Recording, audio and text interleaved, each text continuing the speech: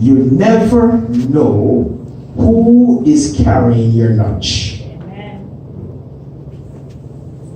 You never know who is carrying your lunch. The scriptures have been read before.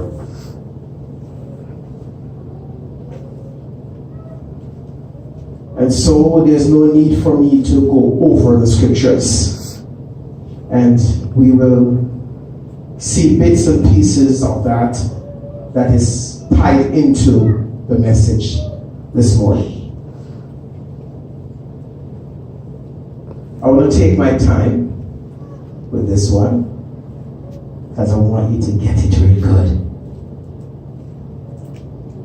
People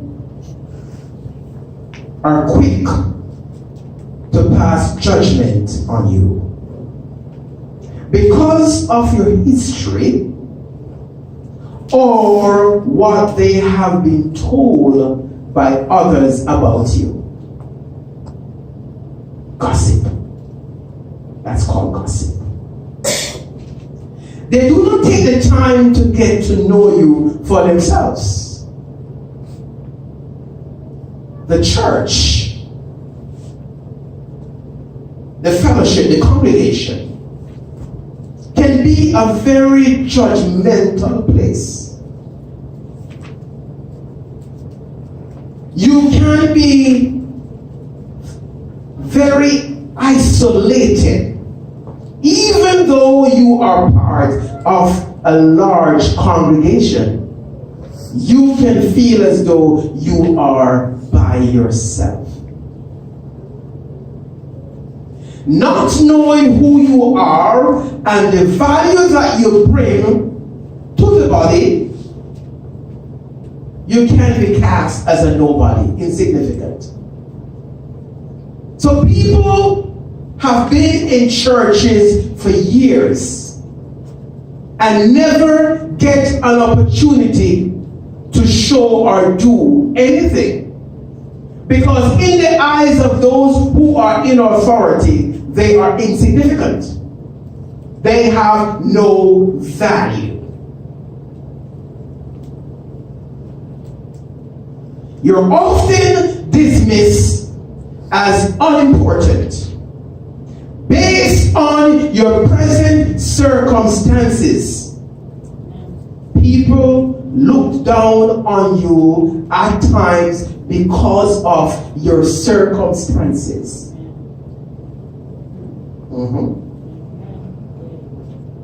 Why should I waste my time with you? You are no value to me. Think about it for a moment. Because this is not the first church that you have been a part of. But this is going to be the last one. This is going to be the last one. Because I will make sure you're valued and that you feel important. There's a work for everyone to do in this ministry. It doesn't matter who you are, where you come from, what your potential, whatever it is that you can do it for the Lord. No limits on you.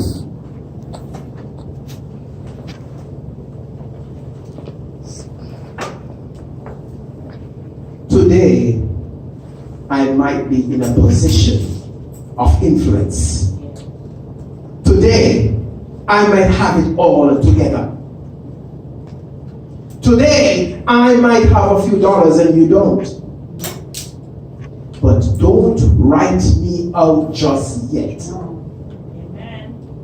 Don't be mean to me.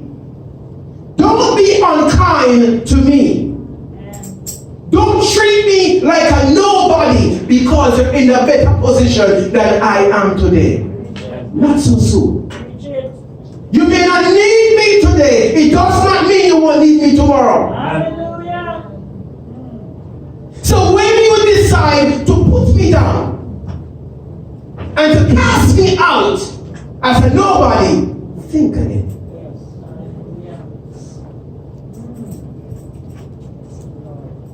The people who you pass on your way up the success ladder, do not kick them out the way.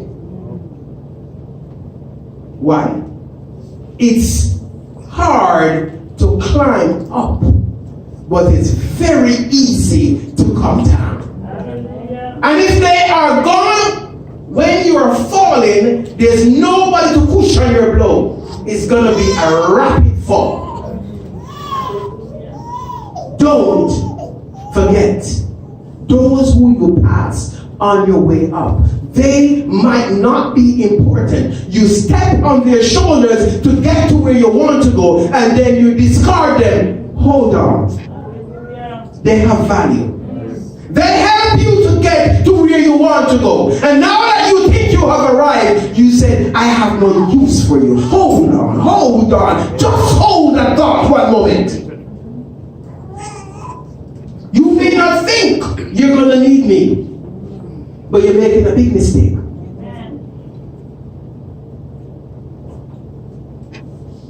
You will come to realize that I have value.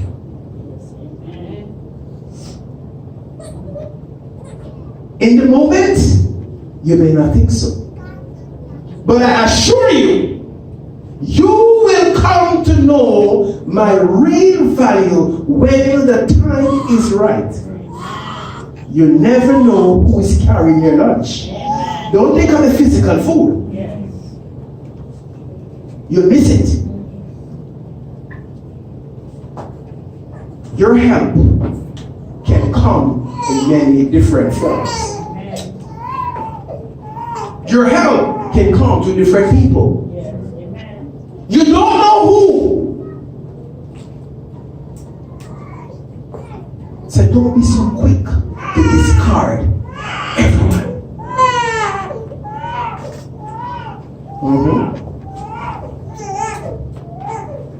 Many great men have fallen. Many great men of God have fallen. You know why? They climb to a level that is so high. They see themselves next to God. And those who help them to get there, they have no value for them. They discard them. And so when they think it's peace and safety, sudden destruction. When they think they have it all together and they need nobody, there comes a rude awakening. And you realize that you need me. You never know who is carrying your lunch. Don't discard me. Don't judge me. Don't put me down. You might have arrived at your destination before me. Does not mean I'm not going to get there. So now that you have your act together, know that you think you're sanctimonious, know that you are righteous, know that you are next to God. I am the sinner. So you treat me just like the sinner. We are all have sinners. We are all sinned. We have all fell short of the glory of God. Amen. So not because you have got your act together means that you should not judge me.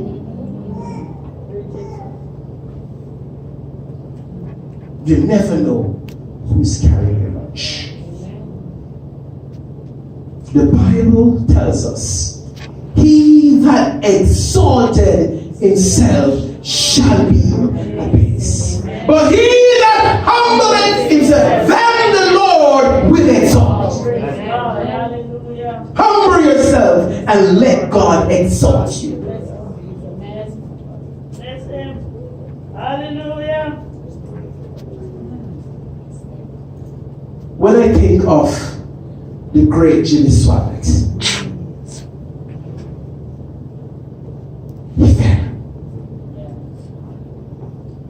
when Jimmy Swaggart gets on the keyboards and sing, the angel in heaven trembled, but he fell.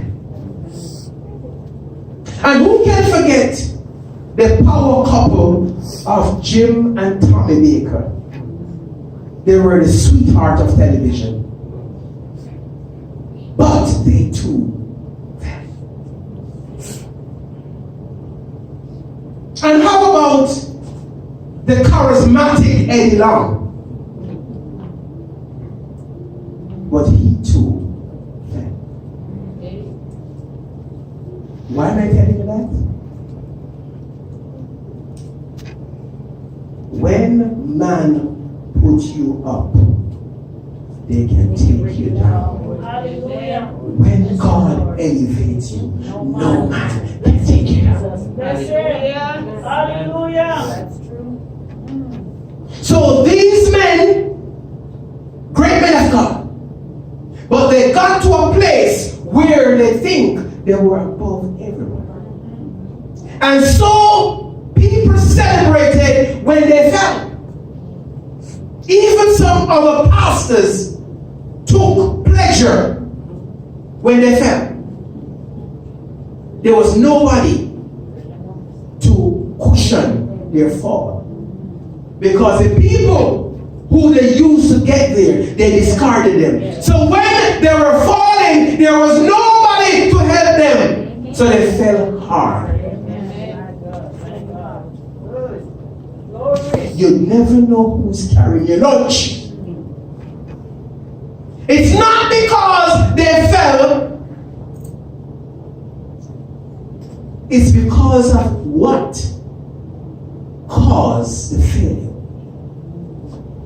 But they forgot that we are all sinners. No one is perfect. A lot of people marched and celebrated, and some took social media about the demise of Bishop Eddie Lang. And why did they do that?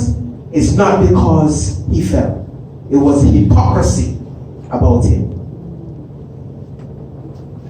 You never know who's carrying your lunch.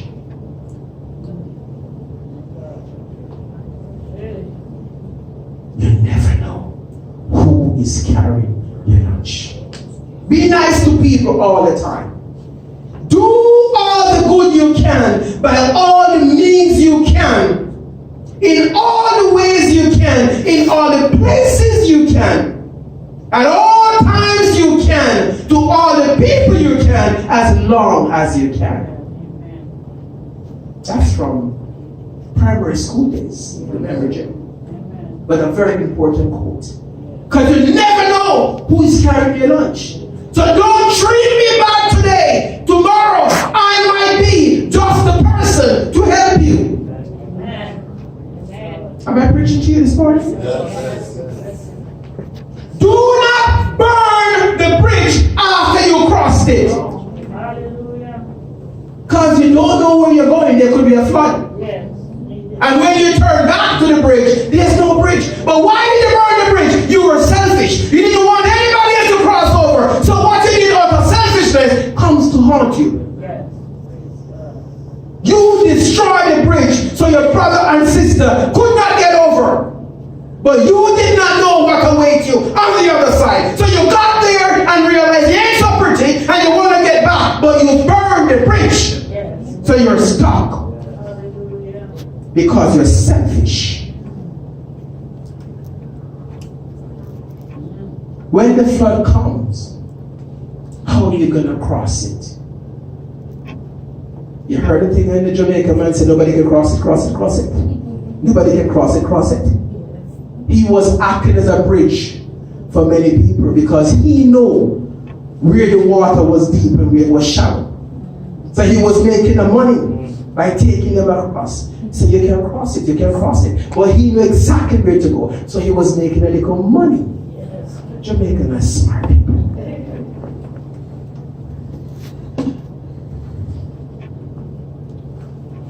A lot of people, most of us here, are immigrants. We don't belong to Canada. We migrated here for opportunities to better our lives. But some of us, as soon as we got here, we throw stones behind us and done with that country. And we forget about the country and forget about the people who we left behind. Amen. You never know who's carrying your lunch. Don't be quick to discard people. Canada may be your home now. May not be your home forever. Amen. And most of us, when we hit 65, we try to look south to go home. But where is home? And who did you remember at home? And when was the last time you sent something home?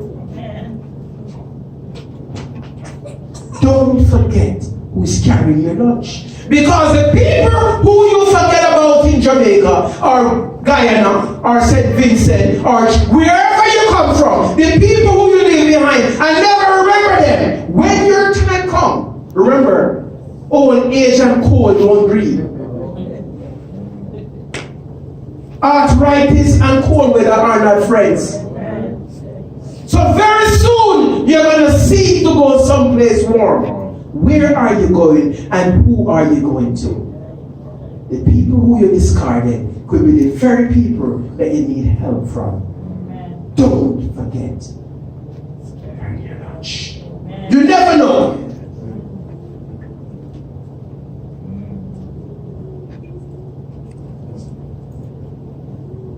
When you face challenges, you remember those who you left behind.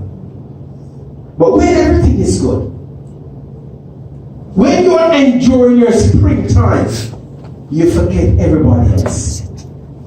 But not because I'm going through winter, mean I'm dead. Look at the trees outside. They have no leaves on, but they're not dead. And while they are enduring winter, you're gaining strength because they're sending out new roots to be stronger because spring will come again. So I may look like I'm dead, but don't count me out. Because while I have no leaves to provide you shade, my roots are getting stronger and I will spring again. I will bloom again, and you will need my shade. The scripture said in Isaiah 51, for there is hope for a tree. If it is cut down, that it will sprout again, and that its tender root shall not cease. Though its root may grow old in the earth, and its stump may die the ground, yet at the scent of water it will bud and bring forth branches. I may not be in a position of influence now, but do not think I'm insignificant. I may not be of much assistance now, but don't write me out. This ministry is destined for greatness. Amen. This ministry is destined for greatness. Amen. So you might sow in the ministry now. You may not benefit, but your kids could benefit. Amen. Because this ministry is not stagnant. So though you may not enjoy the immediate benefits of your labor, you are making preparation for your kids, your children, and your children's children. So when you sow freely from the heart. Because this ministry could be carrying the lunch of your children years to come.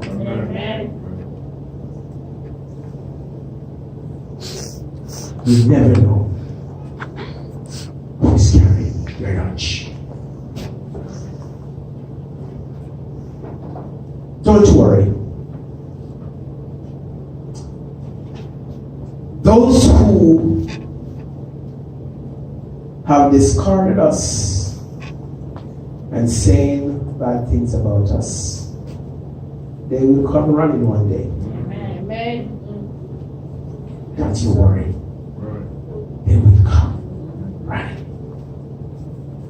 Because we will be in a position of influence. We will be in a position to make a difference. So treat us with respect now.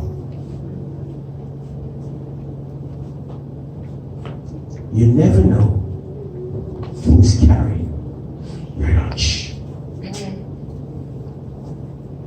I may not be budding right now. It does not mean I'm dead. I heard the Lord say to this ministry, lift up your heads, O ye gates, and be lift up the everlasting doors, and the King of glory shall come in. Who is the King of glory? The Lord strong and mighty. The Lord mighty in battle. Lift up your hands, O ye gates. Even lift them up, ye everlasting doors, and the King of glory shall. Who is the King of glory? The Lord of hosts. He is the King of glory. You never know who's carrying your lunch. The Lord is saying to this ministry, do not be downcast. Don't hold your head down. Stay focused. God will use insignificant people to do extraordinary things.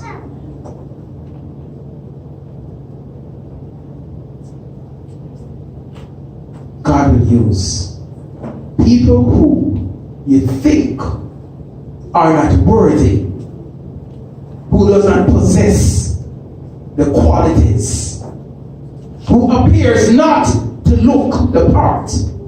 God will use them to do mighty things. Don't count anyone out. You never know when you're going to need that person. So go ahead. Right now you're seeing just a nobody. But when the Lord stands beside me, I am somebody.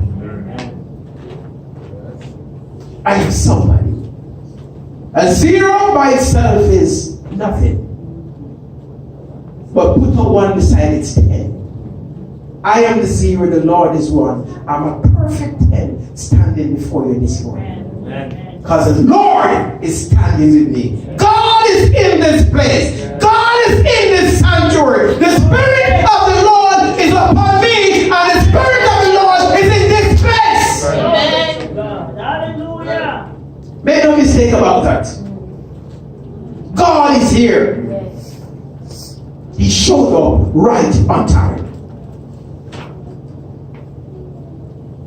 You might have heard the parable or the story about the little boy who had 5 loaves and 2 fishes.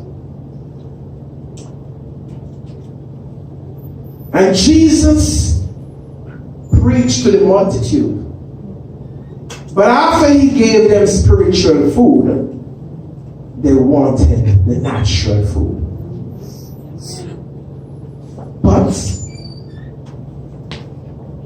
nobody carried anything to eat except a little boy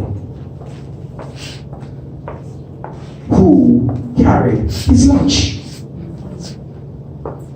Just imagine, after 5,000 adults are men, a little boy had lunch that fed 1,000. God orchestrated that for him to get the glory. You might have seen that child and asked, what are you doing here? What's the importance of you being here? This is big people stuff. But that boy was carrying the lunch of many. You never know who is carrying your lunch. God will create unique situation to bring forth a manifestation. In the fullness of time, purpose will be established. My prayer is that I will not compromise in this ministry. I will not lose focus. I will remain focused on the things of God. Joseph carried the lunch of Egypt.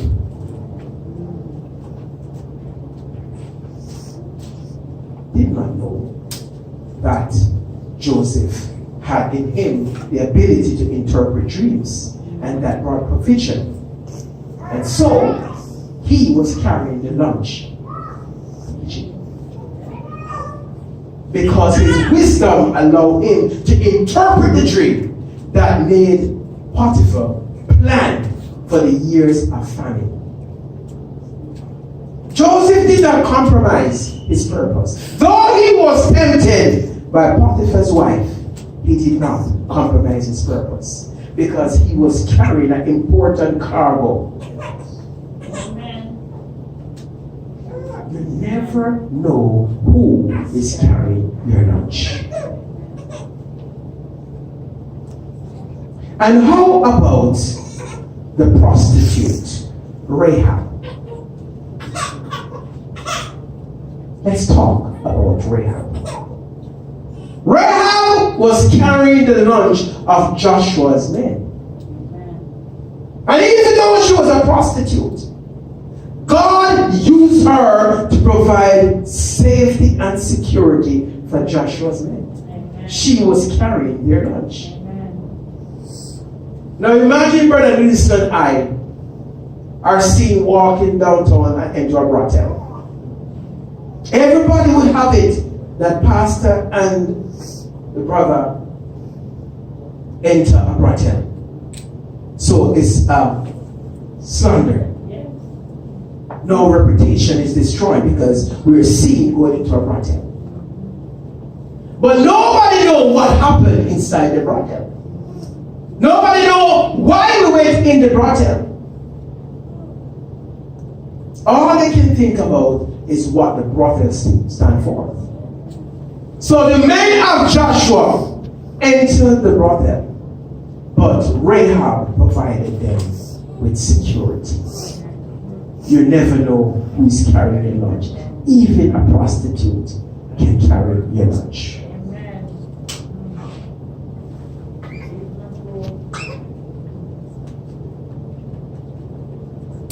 I told you about the lion and the mouse earlier. We know the story. The mouse was caught by a lion one day.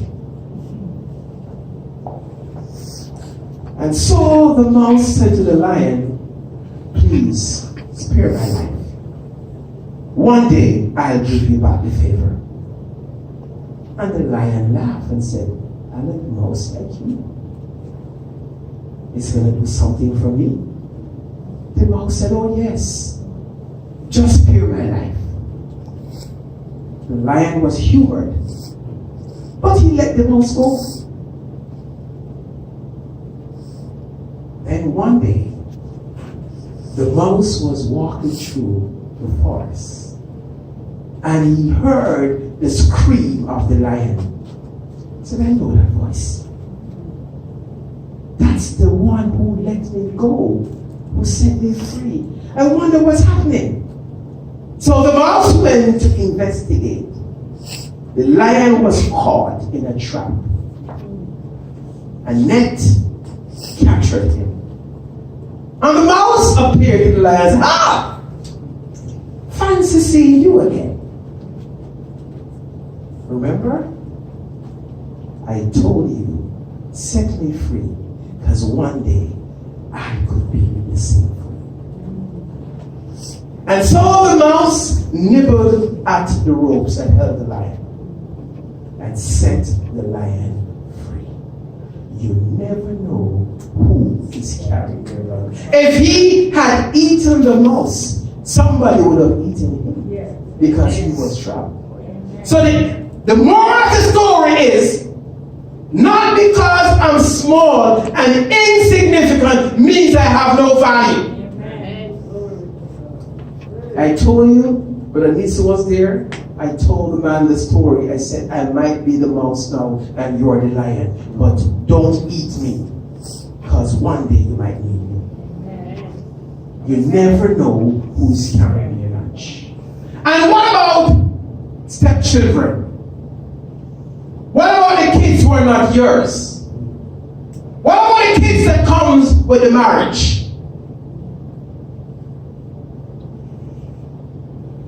Why do you treat them different from yours? Not because they did not give birth to them, mean they're not yours. So you treat yours better. And the ones that are not yours, you have no patience for them. You never know who is carrying your lunch. Why am I saying that? Most of these kids that are stepchildren are the ones who turn around and give help to the parents. When your own child disappears sometime, they will quick to remember what you did for them. And so they want to return the kindness. So you may think that you are investing in the girl that's not yours. And why should you invest in her? You never know who's carrying your lunch. Because when you are old, your own children might put you in a nursing home and forget you. But those kids will remember the kindness.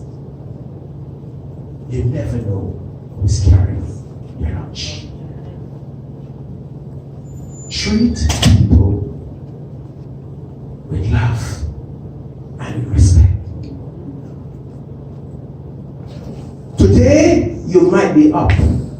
Tomorrow, you could be down. And what about Jonathan and David? I wish I have a Jonathan around me. I wish I have a Jonathan. Because every day we need a Jonathan. Jonathan's father, King Saul, wanted to kill David. But Jonathan gave the secret of the plan to David.